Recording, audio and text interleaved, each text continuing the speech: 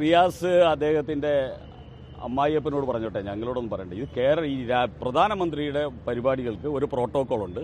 ആ പ്രോട്ടോക്കോൾ പ്രകാരം പരിപാടി വന്നിട്ടുണ്ടാവും. ആ പരിപാടിയിൽ കേരളത്തെ പ്രതിനിധീകരിച്ച് മുഖ്യമന്ത്രിയെ ക്ഷണിച്ചിട്ടുണ്ട്.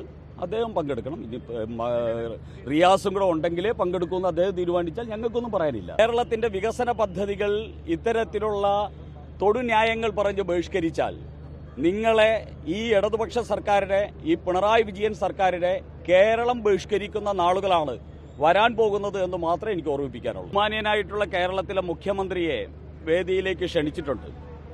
മുഹമ്മദ് റിയാസിനെയും കൂടെ ക്ഷണിച്ചാൽ മാത്രമേ മുഖ്യമന്ത്രി പരിപാടിയിൽ പങ്കെടുക്കൂ എന്ന് പറഞ്ഞാൽ ഇതൊരു കുടുംബകാര്യമല്ല, ഇത് കേരളത്തിന്റെ പൊതുകാര്യമാണ്.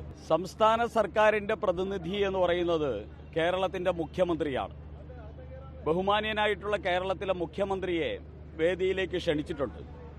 മുഹമ്മദ് റിയാസിനെയും കൂടെ ക്ഷണിച്ചാൽ മാത്രമേ മുഖ്യമന്ത്രി പരിപാടിയിൽ പങ്കെടുക്കൂ എന്ന് പറഞ്ഞാൽ ഇതൊരു കുടുംബകാര്യമല്ല, ഇത് കേരളത്തിന്റെ പൊതുകാര്യമാണ്. കേരളത്തിന്റെ പൊതുകാര്യത്തിന് നേതൃത്വം നൽകുന്നത് കേരളത്തിലെ മുഖ്യമന്ത്രിയാണ്.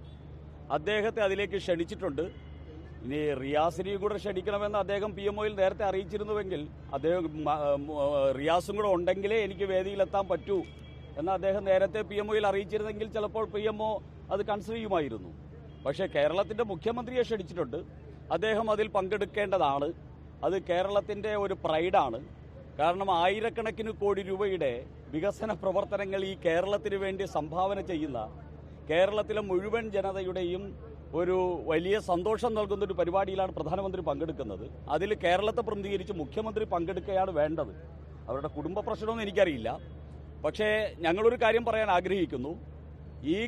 ഇത് ബഹിഷ്കരിച്ചാൽ ഏതൊരു സംശയവും വേണ്ട, കേരളത്തിന്റെ വികസന പദ്ധതികൾ ഇത്തരത്തിലുള്ള തൊടുന്യായങ്ങൾ പറഞ്ഞ് ബഹിഷ്കരിച്ചാൽ നിങ്ങളെ ഈ ഇടതുപക്ഷ സർക്കാരിനെ, ഈ പിണറായി വിജയൻ സർക്കാരിനെ കേരളം ബഹിഷ്കരിക്കുന്ന നാളുകളാണ് വരാൻ പോകുന്നത് എന്ന് മാത്രമേ എനിക്ക് ഓർമ്മിപ്പിക്കാനുള്ളൂ. ഇതിൽ നിരവധി ദേശീയപാതയുമായിട്ട് ബന്ധപ്പെട്ട നിരവധി പദ്ധതികളുടെ ഒരു ഉദ്ഘാടനമൊക്കെ ഉണ്ട്. അതുകൊണ്ടാണ് ദേശീയപാത ഇവിടെ കേരളത്തിലെ ഏതെങ്കിലും ഒരു കുടുംബത്തിന്റെ പാതയല്ലല്ലോ. അതിനല്ലേ മുഖ്യമന്ത്രിയെ ക്ഷണിച്ചിരിക്കുന്നത്. മുഖ്യമന്ത്രിയുടെ എല്ലാവരെയും ക്ഷണിക്കണമെന്ന് ഏത് പ്രോട്ടോക്കോളാണ്? മുഖ്യമന്ത്രിയുടെ വീട്ടിലുള്ള എല്ലാവരെയും ക്ഷണിക്കണോ? കേരളത്തിനെ പ്രതിനിധീകരിച്ച് മുഖ്യമന്ത്രിയെ ക്ഷണിച്ചിട്ടുണ്ട്. മുഖ്യമന്ത്രി അതിൽ പങ്കെടുക്കേണ്ടത് കേരളത്തിന്റെ ആവശ്യമാണ്. കേരളത്തിലെ എല്ലാ മന്ത്രിമാരെയും ക്ഷണിക്കണമെന്നൊക്കെ വാശി പിടിക്കാൻ എനിക്കറിയില്ല, അതിനെക്കുറിച്ചറിയില്ല. പൊതുമരാമത്ത് വകുപ്പ് മന്ത്രിയാണോ കേരളം ഭരിക്കുന്നത്? മുഖ്യമന്ത്രിയല്ലേ? മുഖ്യമന്ത്രിയേക്കാൾ വലിയ ആളാണ് പൊതുമരാമത്ത് വകുപ്പ് മന്ത്രി എന്ന് ഞങ്ങൾക്കറിയില്ലായിരുന്നു.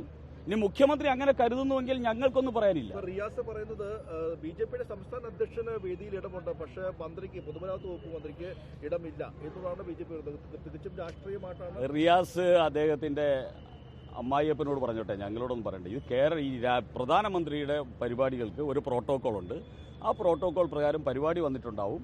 ആ പരിപാടിയിൽ കേരളത്തെ പ്രതിനിധീകരിച്ച് മുഖ്യമന്ത്രിയെ ക്ഷണിച്ചിട്ടുണ്ട്. അദ്ദേഹം പങ്കെടുക്കണം. ഇനി റിയാസും കൂടെ ഉണ്ടെങ്കിലേ പങ്കെടുക്കുമെന്ന് അദ്ദേഹം തീരുമാനിച്ചാൽ ഞങ്ങൾക്കൊന്നും പറയാനില്ല. അത്രേ ഉള്ളൂ.